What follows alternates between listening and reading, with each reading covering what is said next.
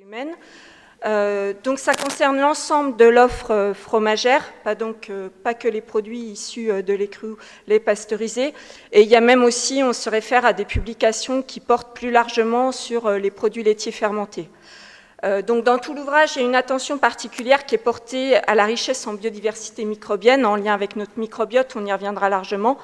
Et ce travail, il est original puisqu'il a été suivi et relu par un comité interdisciplinaire, intersecteur, donc avec bien entendu des professionnels du secteur, mais aussi des chercheurs en microbiologie, des technologues, des médecins, etc.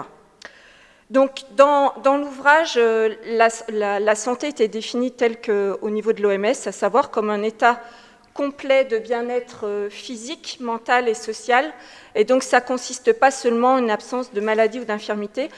Dans l'ouvrage, on aborde principalement le bien-être physique, même si le bien-être mental et social sont évoqués.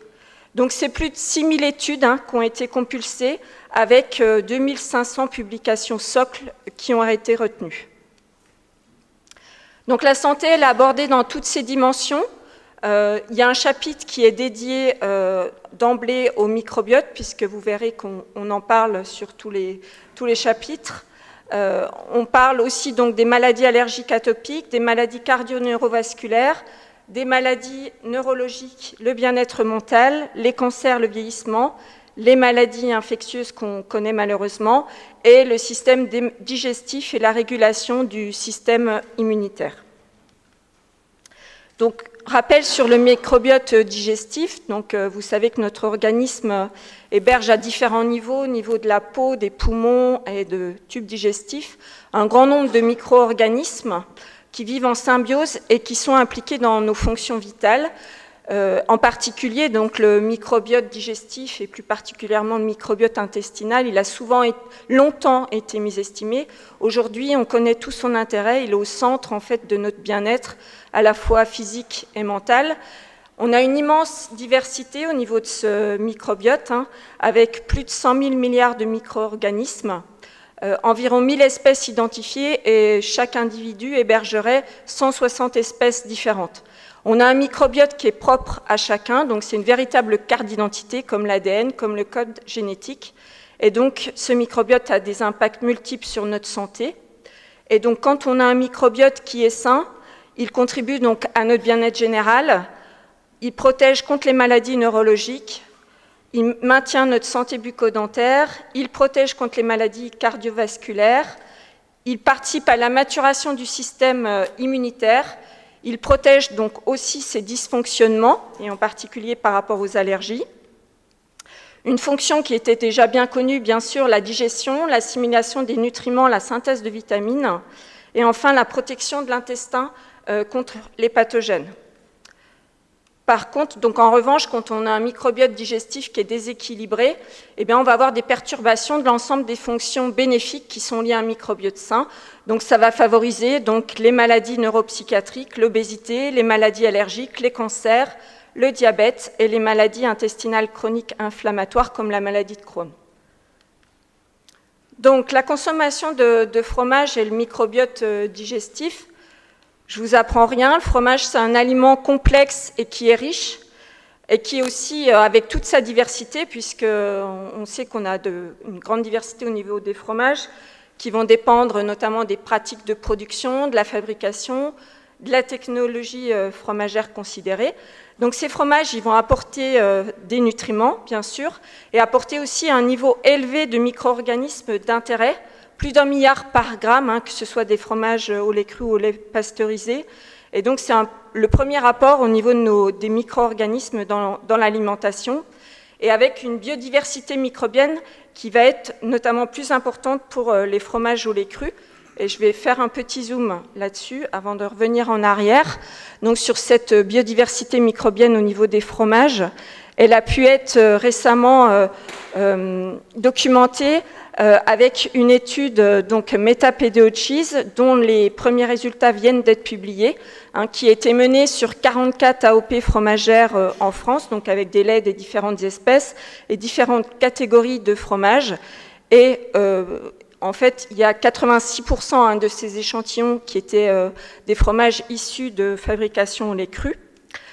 Et on a pu répertorier, donc, au niveau des fromages, je n'ai pas remis les chiffres pour les laits, 820 espèces bactériennes, 333 espèces fongiques, qui montrent toute la biodiversité.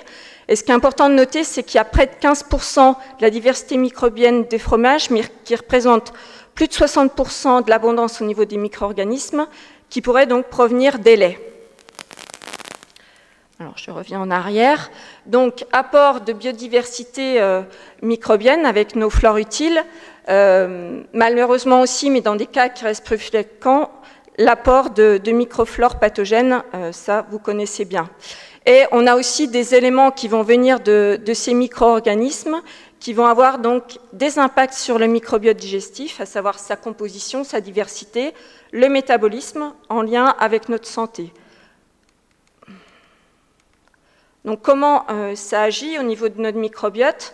Donc, par rapport au fromage et les micro-organismes, en particulier les bactéries lactiques présentes, on va avoir des modifications directes du microbiote intestinal en accroissant sa biodiversité. La production aussi d'exopolysaccharides par les bactéries lactiques permet aussi de favoriser la présence de certaines microflores, de réduire celles qui sont associées à la prise de poids.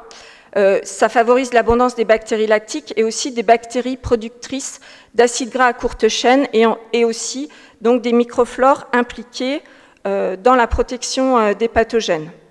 Ça va apporter aussi donc, directement des probiotiques, donc des éléments vivants, mais aussi ce qu'on appelle les prébiotiques, donc c'est les éléments biochimiques qui sont non vivants, qui vont être apportés par ces micro-organismes qui agissent sur le microbiote et donc sur la santé. Et on peut citer notamment, et on y reviendra, donc les acides gras à courte chaîne qui sont produits par directement les bactéries produites dans les fromages, ou alors les bactéries, notamment par les exopolysaccharides, vont favoriser la présence de bactéries qui sont capables de synthétiser ces acides gras. Les peptides bioactifs qui sont produits lors de l'affinage et donc qui seront d'autant plus importants que l'affinage est long. Et donc les minéraux, les acides aminés, comme le GABA, qui est un neurotransmetteur qui est impliqué dans les fonctions neurologiques, mais qui a un rôle aussi autre de protection contre les maladies. Donc tous ces éléments vont faire qu'on va avoir une protection donc, contre les différentes maladies que je vais exposer après. Donc si on parle maintenant donc plus particulièrement des bénéfices et des risques de la consommation de fromage vis-à-vis des maladies allergiques et atopiques.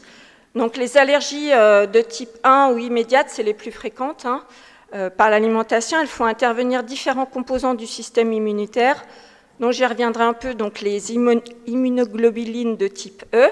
Et donc cette prévalence des allergies aux protéines de lait de vache, elle est comprise entre 0,5 et 3% chez les nourrissons. Elle tend à diminuer ensuite, elle est de 0,5% chez les adultes.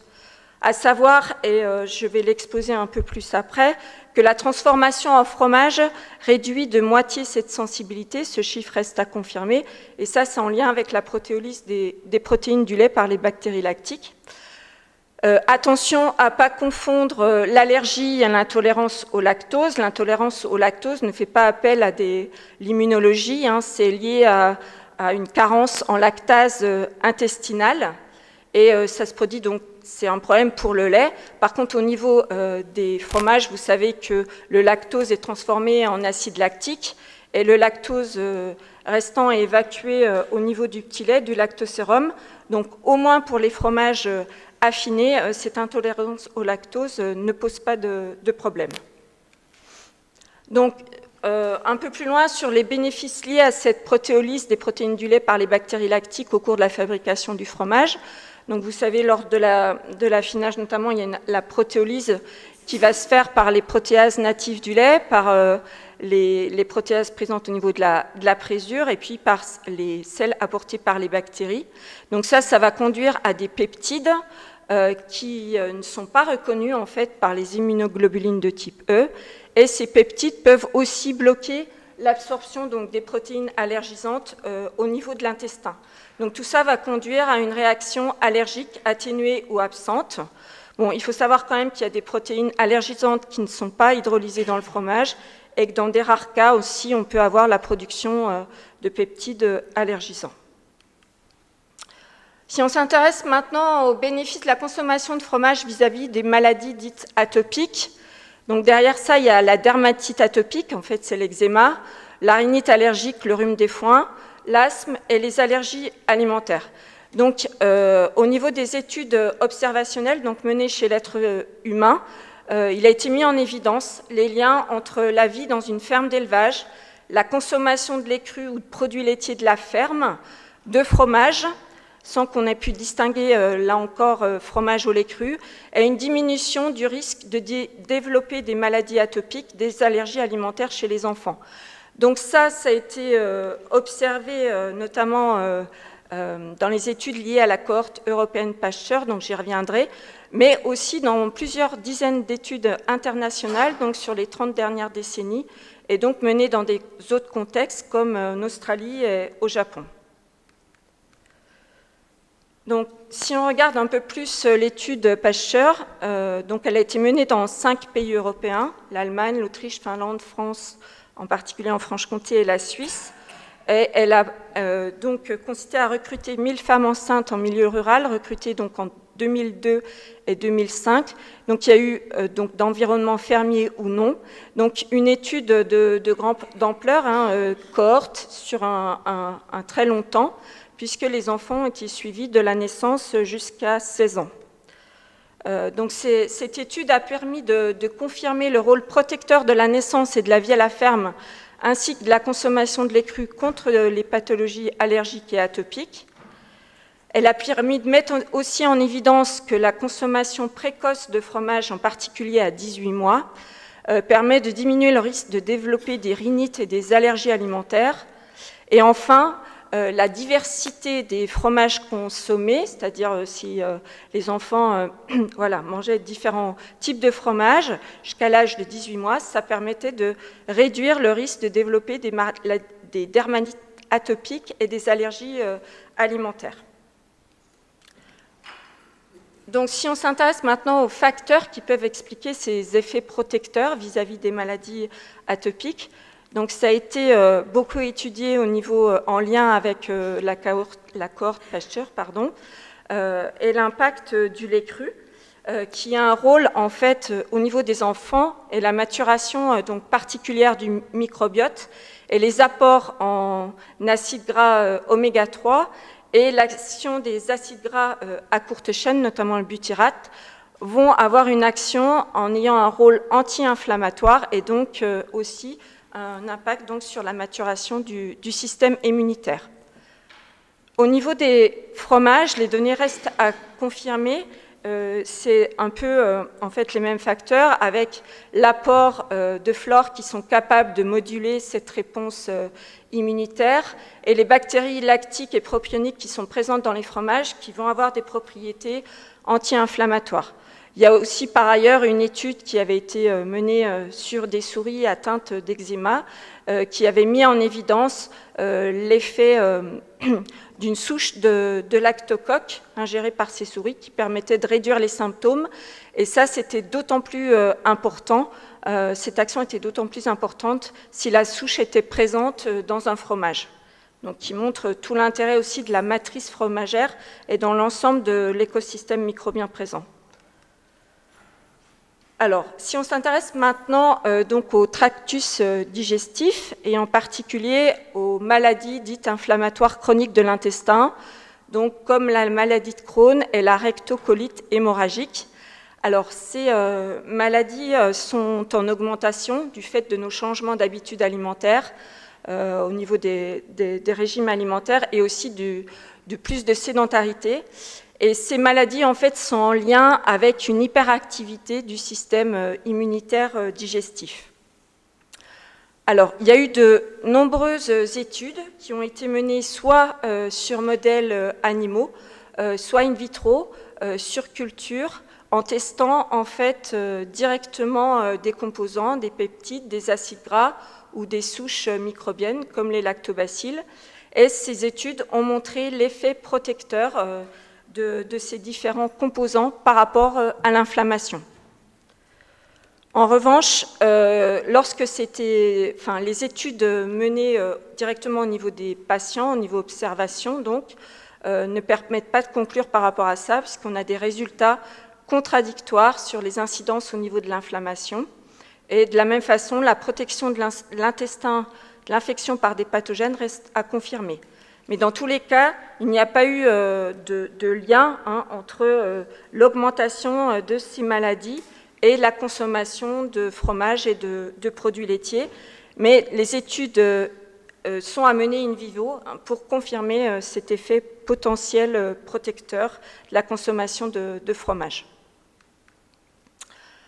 Alors, si on parle maintenant donc des bénéfices et des risques de la consommation de fromage sur les maladies cardio-neurovasculaires et les cancers, donc jusqu'à présent, comme vous le savez, les fromages, du fait de leur teneur élevée en sel, en acides gras saturés, étaient considérés comme des aliments à risque par rapport aux maladies cardio-neurovasculaires et également par rapport au cancer, puisque la richesse en calories, en matière grasse, entraîne un excès de matière grasse corporelle qui est associé à certains types de cancers et la teneur élevée en sodium associée aussi au cancer de l'estomac. Donc, jusqu'à présent, donc, les études qui étaient menées conduisait à la conclusion de ce risque. Il faut savoir que les études donc, avaient été menées en testant en fait, des composants, donc menées aussi en conditions expérimentales et sans prendre le fromage dans son alimentation donc, de manière globale. Donc aujourd'hui, on a un changement de paradigme. Les dernières publications qui ont été obtenues à partir de données issues de cohortes, c'est-à-dire menées directement sur les populations, en prenant le fromage donc, dans sa globalité comme un aliment complexe, et dans le cadre d'une alimentation équilibrée, donc on considère 30 à 50 grammes de fromage par jour, et d'une activité physique régulière. Dans ce cas-là, donc, la consommation de fromage n'apparaît pas comme un surrisque de mortalité et même serait un facteur protecteur. Au niveau des maladies cardio-neurovasculaires, c'est assez net au niveau des publications recensées. Pour les cancers, les effets sont globalement neutres vis-à-vis de la plupart. Il y a juste, en fait, c'est plus à nuancer, puisque en fait, ça dépend des types de cancers et aussi des types de produits laitiers consommés. Donc, sur la consommation de fromage vis-à-vis du vieillissement, les données restent à confirmer. Les publications recensent des effets positifs contre l'ostéoporose et le vieillissement des cellules du fait de teneur en calcium et en composés antioxydants au niveau des fromages. Sur les bénéfices et risques vis-à-vis des maladies infectieuses, alors ça, je ne vous apprendrai rien, donc ça reste un problème. Les produits laitiers sont impliqués dans 3% des TIAC en France, même si aussi on sait qu'il y a aussi des cas sporadiques, avec les 4 principaux pathogènes rappelés ici. Dans l'ouvrage, il y a aussi des chiffres de prévalence dans d'autres contextes, d'autres pays, mais c'est vrai que les chiffres sont souvent difficiles à comparer du fait de méthodes d'analyse différentes ou des dispositifs de surveillance qui sont très différents d'un pays à l'autre. Et des risques à explorer aussi par rapport à la diffusion de l'antibiorésistance. On sait quand même qu'on a des mesures de maîtrise, notamment donc, au niveau de l'élevage, à l'élevage, à la traite, qui est la dernière barrière où on peut intervenir, mais bien en amont. On remonte jusqu'au sol maintenant, au niveau des pratiques au niveau du sol. Donc des bonnes pratiques à mettre en place et qui sont aussi ciblées par rapport aux différents pathogènes. Et j'y reviendrai à raisonner aussi pour préserver ces microflores d'intérêt qui sont barrières contre les pathogènes. Par ailleurs, la transformation à la technologie fromagère peuvent avoir un effet protecteur. Alors on sait que ça dépend des pathogènes en question, par rapport aux différents traitements, par rapport à l'acidité, les antimicrobiens, et puis, comme en amont, l'effet barrière des microflores d'intérêt. Alors, par rapport aux maladies neurologiques, on a des effets aussi, mais ils sont encore mal connus, et puis qui peuvent être un peu, aujourd'hui, à ce stade, un peu contradictoires au niveau des maladies neurodégénératives. Et la piste du microbiote reste là encore la plus prometteuse. Des travaux sont nécessaires. C'est quand même intéressant de remarquer qu'au niveau des troubles dépressifs, liés à l'anxiété, la dépression, que les travaux montrent que les produits laitiers fermentés permettraient donc de les réduire. Alors, en conclusion, donc, on a une très grande majorité des publications disponibles qui font référence qu'aux produits laitiers, au mieux au fromage, et on a très peu souvent la précision de la technologie de fabrication, d'où vraiment l'importance d'avoir des études spécifiques sur les fromages au lait cru. Ce travail, il se veut être une synthèse bibliographique à date qui est accessible, donc à partir des données humaines disponibles. La porte d'entrée, c'était vraiment la santé humaine. Elle recense donc à la fois les effets positifs et négatifs, et donc ça a été rédigé de façon interdisciplinaire et intersectorielle, ce qui en fait un travail très original. Ça ne se veut pas une analyse des risques, ni la balance entre les bénéfices et les risques, on y reviendra, et ni même, c'est pas l'établissement non plus, donc de recommandations. Donc par rapport à ça, on sait pour les filières au lait cru aujourd'hui que la maîtrise des agents pathogènes et avec le plus problématique STEC hautement pathogène, ça reste un combat important là et permanent là. Mais on a pu voir dans cet ouvrage que les fromages étaient porteurs de nombreux bénéfices, certains attendus et en lien avec la biodiversité microbienne et le microbiote, mais aussi qui peuvent aller à contre-courant des idées reçues, notamment par rapport aux maladies cardiovasculaires. Alors par rapport à ça, je voulais un peu ouvrir suite à cette conclusion sur l'ouvrage. Donc pour ceux qui étaient là ce matin, on a beaucoup parlé de la recherche en termes de pistes d'action, mais quand on sait aujourd'hui l'urgence qu'il y a d'agir par rapport à cette pression sanitaire qui est présente et qui menace nos filières, donc c'est vraiment important d'aller vers cette approche dite globale pour pouvoir à la fois préserver ces flores d'intérêt tout en respectant les objectifs sanitaires. Et donc c'est l'objet du projet Assimilec, qui est vraiment un projet qu'on appelle démultiplication, de transfert pour aller vers cette approche. Pourquoi ? Je le rappelle, les filières lait cru sont menacées par les crises sanitaires.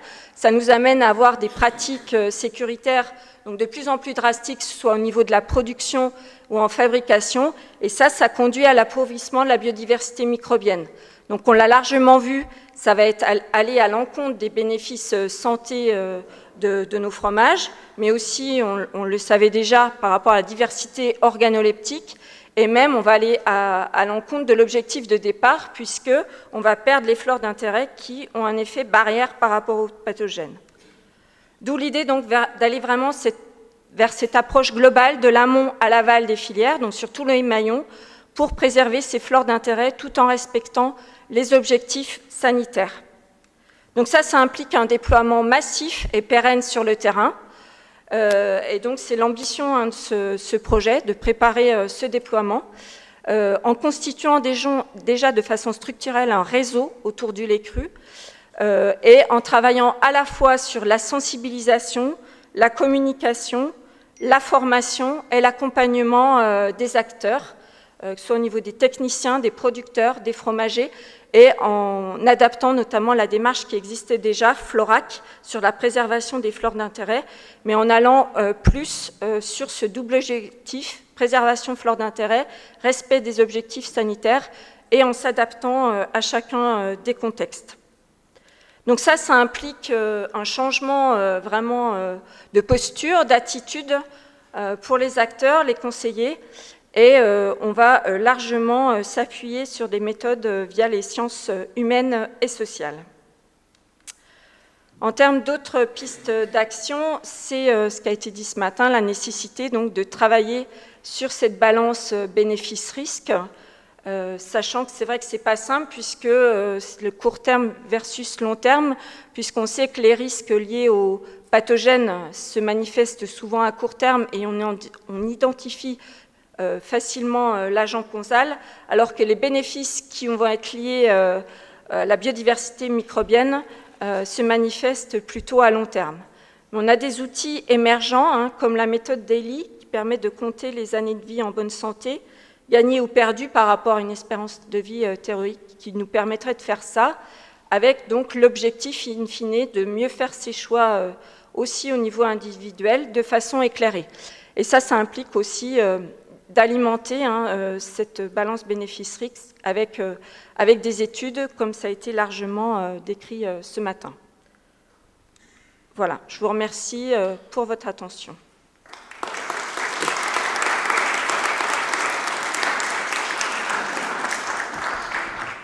Bien, on va vous demander s'il y a des questions, ou en distanciel ou en présentiel, sur cette première intervention. Oh non.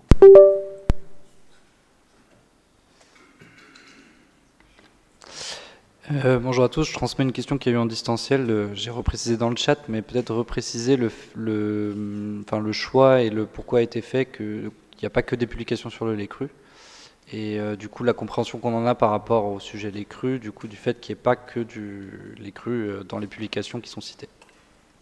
En fait, c'est tout simplement parce qu'il y a très peu de publications spécifiques sur les fromages au lait cru. Et après, je pense avoir insisté, mais peut-être pas assez, sur le fait qu'il y a un grand nombre des bénéfices aussi qui vont être liés à cette biodiversité microbienne apportée par les fromages. Et on sait qu'elle est plus importante au niveau des fromages au lait cru. Un autre élément de réponse, c'est que la notion de lait cru, c'est une notion réglementaire. Et on sait qu'on a très grande variété de lait cru, plus ou moins riche en microbiodiversité personnelle. On sait aussi... alors c'est plus rare, mais qu'il y a des produits pasteurisés qui sont enrichis avec des cocktails complexes. Donc voilà, le sujet c'est ça, c'est la microbiodiversité microbienne. Les termes réglementaires, c'est une façon de l'approcher, mais dans un travail scientifique, voilà, c'était difficile d'en rester là.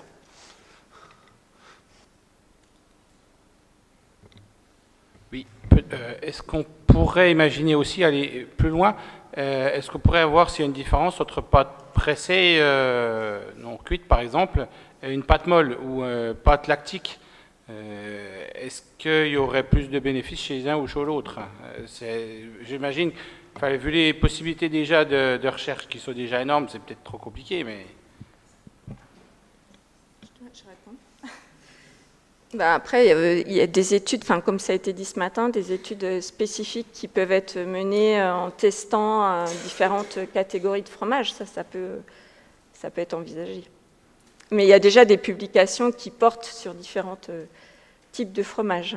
On a peut-être des éléments également dans MetaPDO pour ça, qui renseignent un petit peu selon les technologies. Oui, pardon. Par rapport à la biodiversité microbienne, effectivement, je n'avais pas vu ça sous cet angle. Effectivement, dans MetaPDO Cheese, on a déjà des éléments par rapport à ça. On sait que la technologie fromagère, c'est un des premiers facteurs qui va, constituer la signature microbienne au niveau des fromages. Ça, oui, ça a été montré dans MetaPDO Cheese, oui, remontré. Et puis on a aussi les pratiques, tout simplement, au sein d'une même famille, et notamment par rapport à la gestion de l'acidification, qui peut être très très massive. Voilà, donc en fait, ce qui avait été montré dans MetaPDO Cheese, je ne vais pas dire de bêtises, mais il y avait donc la technologie fromagère, l'AOP, la zone géographique en premier lieu qui intervenait. Et derrière ça, effectivement, il y a toutes les pratiques amont, à la fois au niveau de la production et puis ce qui se passe au niveau de la fabrication. Ouais.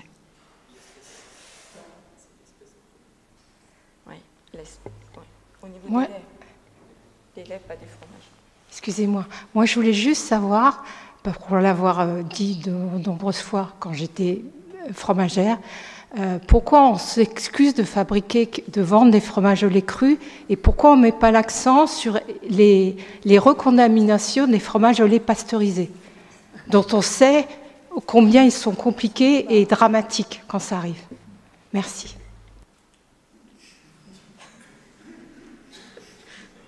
Je ne pense pas être la mieux placée pour répondre à ça. C'est un vaste débat. Ce sera peut-être l'objet du débat après, non, d'ailleurs? Moi,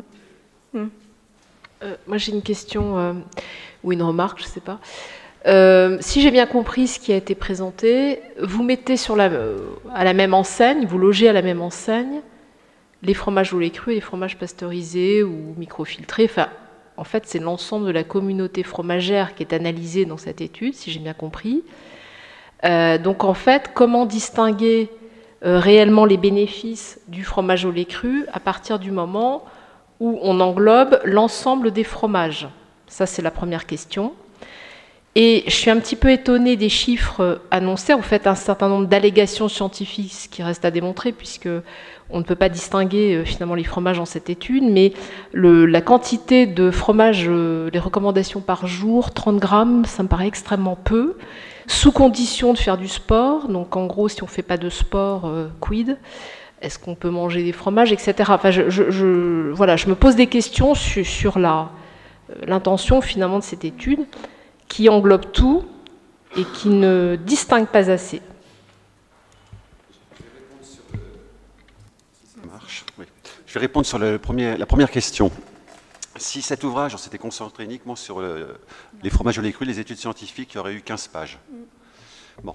Donc, on s'est intéressé, le titre le dit bien, un bénéfice et risque pour la santé de consommation de fromage, intérêt de la biodiversité microbienne. Dès qu'on avait des éléments sur cette biodiversité, on les a mis en éclairage. Voilà. Et donc, c'est l'un des enseignements aussi de ce livre blanc, c'est que le monde scientifique, de manière générale, ne s'est pas préoccupé de ce sujet. Ça n'a pas été un sujet, pas véritablement. Donc là, alors c'est aussi, de manière optimiste, ça veut dire qu'on va pouvoir mener aussi des travaux spécifiques sur ces sujets-là.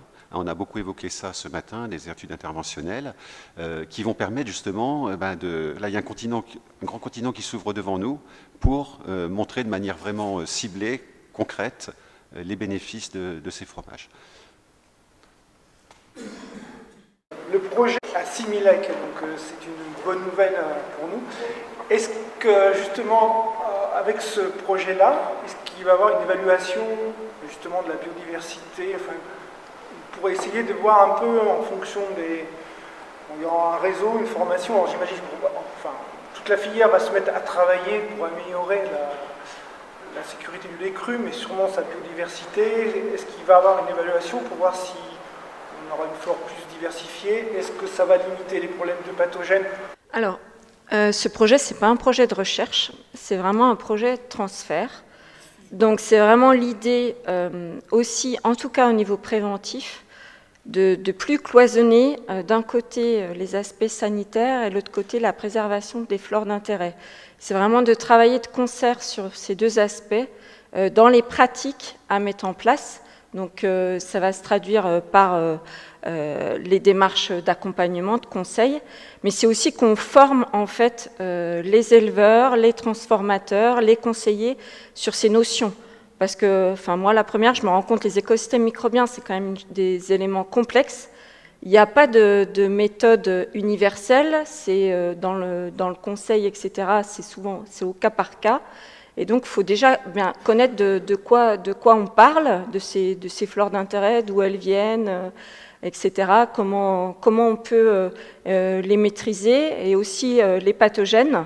Voilà, donc c'est vraiment un travail plutôt d'appropriation et de déploiement de cette approche dite globale. Voilà.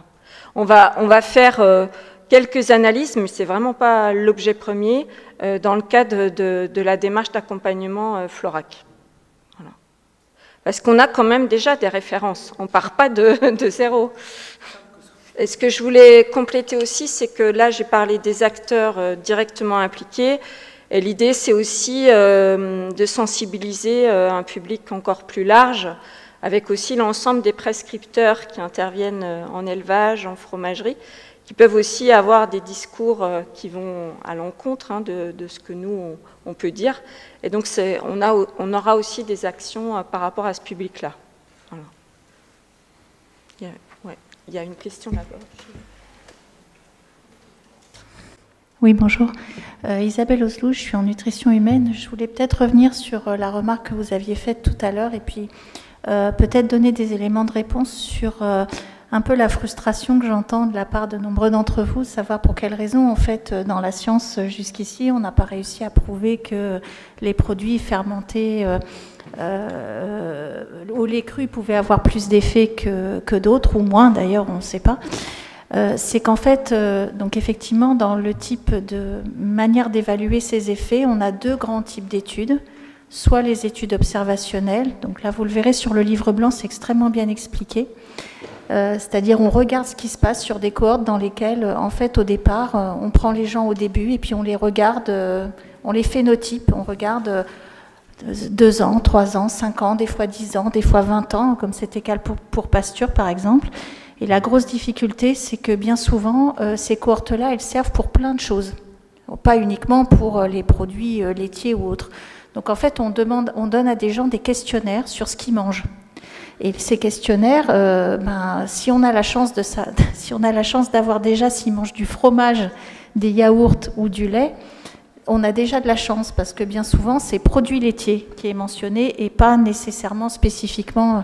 Donc ça pose la problématique en creux de savoir si dans les futurs questionnaires ça vaudrait pas le coup d'être plus stringent, plus spécifique sur par exemple fromage au lait cru versus fromage autre par exemple, hein, ce qui est donc ça c'est aux collègues qui sont spécialistes de la question de voir comment on peut travailler sur ces questionnaires, sachant que par exemple sur les produits fermentés actuellement dans un COST, il y a donc le COST Pimento, donc là il y a Christophe Chassard qui n'est pas là, mais qui va revenir tout à l'heure, qui a beaucoup travaillé sur ces questions, de faire des questionnaires spécifiques aux produits fermentés. Donc j'imagine que dans le cas des fromages, ils ont dû aller beaucoup plus loin dans la description.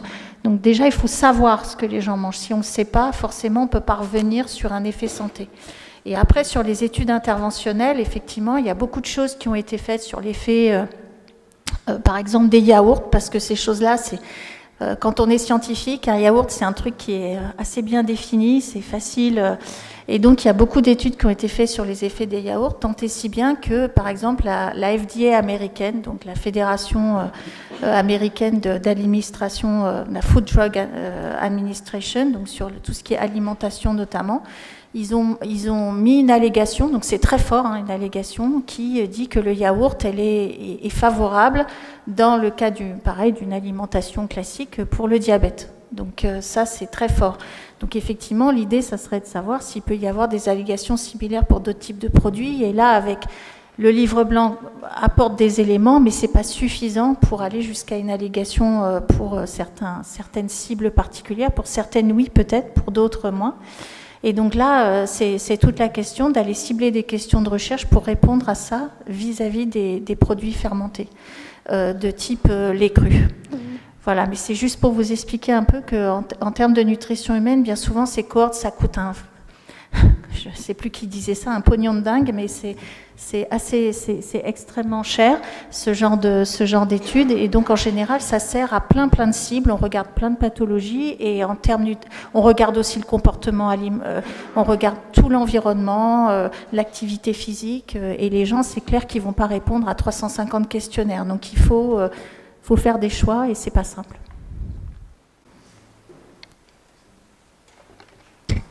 Du coup, on a des questions aussi à distance, du coup plusieurs. La première était sur le fait que, est-ce qu'on pourrait imaginer qu'une consommation régulière de fromage au lait cru pourrait réduire les risques de contamination sur les pathogènes?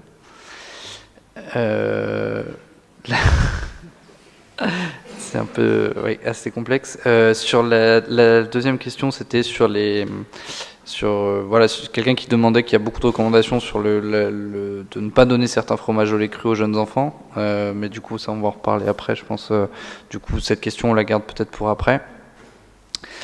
Également sur la question des traitements thermiques, Est-ce qu'il existe d'autres traitements, enfin des traitements thermiques qui permettent d'avoir un bon équilibre pour diminuer la flore pathogène, voire indésirable pour la technologie fromagère, mais en conservant la bénéfique? Voilà une autre question. Si tu veux.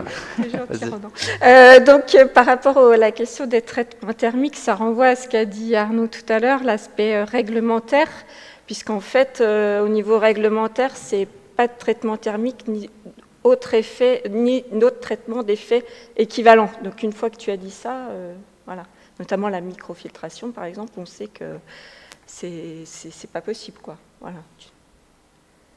Mais je ne sais pas si je réponds à la question. Après, ce qui a été dit ce matin, c'est que la piste était peut-être d'aller vers des traitements ciblés et de ne pas voir que la pasteurisation. Voilà. En fait, ce qui a été dit ce matin, si je peux revenir juste, voilà. C'est que c'était suite à une question, puisqu'il y a énormément de microbes et bactéries bénéfiques, et il y en a 4 qui sont ciblés, et il y avait eu un débat autour de où vacciner les humains, enfin c'était un intervenant qui disait ça, et la question que j'avais posée, c'est plutôt que de toujours vacciner les humains, c'est plutôt traiter le produit de manière ciblée, c'est-à-dire éradiquer ces 4 microbes par une technologie qui ne serait pas la pasteurisation, qui semble inadaptée, parce que on tire au bazooka sur une mouche, et donc on écrase tout, et traiter d'une manière ciblée le produit pour qu'on conserve en fait les effets bénéfiques, et qu'on éradique et qu'on sécurise en fait le consommateur sur ces 4 microbes qui posent problème. Voilà, c'était ça la question, et il avait été répondu qu'en effet il y avait la phagothérapie qui pouvait éventuellement être une solution, mais on n'en est qu'aux prémices. Voilà. Peut-être une réaction sur la phagothérapie. Je pense que la phagothérapie offre des perspectives en médecine humaine, et comme dans tous les cas où quelque chose peut être utilisé pour la santé humaine, il faut éviter d'augmenter l'utilisation de la chose, parce qu'on a à ce moment-là le risque d'augmenter la sélection de résistance. On l'a connu ce problème avec les antibiotiques. J'ai tendance à penser, moi, que le principe qui est derrière, un des principes qui est derrière les fromages au mets crus et les aliments fermentés en général, c'est d'avoir une biodiversité concurrentielle qui est régulatrice. Et non pas de penser à une régulation par les prédateurs. Si on accepte de prendre les parasites et les virus pour des prédateurs, c'est la prédation c'est la consommation. Donc je dirais que dans un premier temps, il est peut-être plus important d'essayer de maîtriser la régulation concurrentielle plus que la régulation par la prédation. Moi, je voulais revenir sur la petite déception, effectivement, parce que je pense qu'on est un certain nombre ici où on est venu, on s'attendait à avoir le beau discours de nous dire enfin le lait cru n'est pas dangereux et vous avez aucun risque et dites-le à vos clients. Bon, visiblement, c'est pas le cas, mais ce que j'ai compris plusieurs choses dans votre exposé, c'est qu'effectivement, il y a une notion de temps qui est très importante, c'est-à-dire qu'on a d'un côté, ça a été très bien expliqué, des risques qui sont immédiats. C'est-à-dire que s'il y a une contamination, ben là, elle est immédiate et comprise, et des bénéfices qui sont sur le long terme. C'est ce que vous avez très très bien expliqué, et qui en plus sont plus difficiles à mettre en avant. Et, d'après ce que vous disiez, en plus on manque d'études pour pouvoir différencier le lait en général, enfin le lait qui soit pasteurisé cru ou autre, et on le voit très bien dans votre titre aujourd'hui, on parle de bénéfices-risques de la consommation de fromage, et pas de fromage au lait cru en particulier. Moi, je voulais revenir sur une chose, enfin, ce que je comprends à présent, c'est que on est vraiment sur un travail de très long terme. J'ai l'impression qu'on est au début d'une histoire et non pas déjà un aboutissement. Bon, c'est toujours décevant, on aimerait bien déjà à la fin de l'histoire, ça serait plus facile. Mais ce que je comprends aujourd'hui, c'est qu'on est vraiment au tout début de l'histoire. Et je me demande, ce qui m'intéresserait, c'est de savoir justement quelles sont les choses qui sont prévues par la Fondation, par cet ensemble d'acteurs qui se sont mis à travailler sur le sujet pour orienter maintenant justement, peut-être pour avoir des études qui vont dans ce sens-là, qui permettent de différencier les choses, enfin faire un travail de long terme sur ce sujet-là, pour avoir des choses peut-être plus précises et qui répondent directement à la question. Avant de répondre à cette question, je vais revenir quand même sur des éléments qui sont très forts dans ce livre blanc et relativement nouveaux. Donc bon, c'est tout ce qui est autour du microbiote intestinal. Et je pense qu'il faut replacer ça dans la question de notre modèle alimentaire. Donc on vit depuis un certain nombre d'années une transformation de notre alimentation, de plus en plus stérile, de plus en plus vide, de plus en plus ultra transformée. alors que pendant des milliers d'années, on avait vécu essentiellement avec cette alimentation fermentée.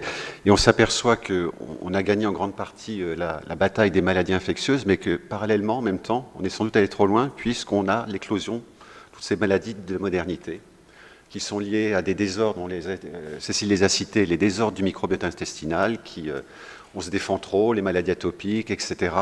Voilà, et on n'était pas conditionné pour avoir ce type d'alimentation, pour que notre corps assimile ce genre d'alimentation. Donc, l'un des grands chantiers futurs, c'est de balance bénéfice-risque. Combien ça nous coûte, cette nouvelle alimentation, dont on sait qu'elle a des conséquences, et on voit beaucoup de littérature maintenant scientifique sur la nourriture ultra transformée. Donc, quelles sont ses conséquences à long terme, en termes d'épidémiologie, en termes d'années de vie gagnées ou perdues? Et puis qu'on mette en face ces produits traditionnels. Moi, je les appelle les produits de la naturalité. Alors, le fromage, ce n'est pas un produit naturel, c'est une recette de cuisine super sophistiquée, mais c'est quand même le substrat, hein, c'est du lait, quelques ferments, un peu de sel, et puis voilà, on fait un fromage. Donc, des aliments ultra simples. Donc, c'est ça l'enjeu aujourd'hui. C'est aussi de savoir, et ça, c'est une réflexion qui est politique, c'est quel modèle alimentaire on veut demain pour notre santé. Et puis, on sait qu'il y a aussi des effets par rapport au développement durable, etc. Donc, voilà. Donc, ça, l'un des grands enjeux pour la Fondation, ça va être ça, de pouvoir bâtir cette balance bénéfice-risque.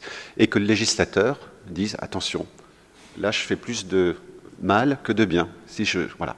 Et aujourd'hui, on ne s'est pas posé cette question-là. La stratégie sanitaire de cette stratégie du vide, elle est appliquée dans toutes les grandes filières alimentaires. Toutes les filières sont concernées. Mais on ne le questionne pas. Et on voit bien, à travers ce livre blanc, que ce n'était pas un sujet. Donc ça devient un sujet. Donc ça, c'est quand même quelque chose d'important. Alors bien sûr, ce n'est pas des réponses immédiates. Et puis il va falloir partir avec ce livre blanc dans des colloques de nutritionnistes, de pédiatres, etc., pour dire que les choses sont peut-être pas aussi simples que voilà. Donc c'est un travail de long terme. Il y a d'abord le travail de la recherche, après il faut que ça tombe dans le corps médical, chez les consommateurs, etc. Les gens savent ce que c'est que le microbiote, mais voilà, ça va prendre un petit peu de temps. Donc l'une des stratégies de la Fondation, ça va être et il y a beaucoup d'études qui ont été, de pistes qui ont été évoquées ce matin pour justement renforcer cette compréhension et en faire quelque chose de vraiment utilisable. Donc il y a de nouvelles études qui vont pouvoir déboucher, et puis parallèlement, voilà, pouvoir vraiment faire de l'épidémiologie à long terme sur le sujet. Merci Cécile.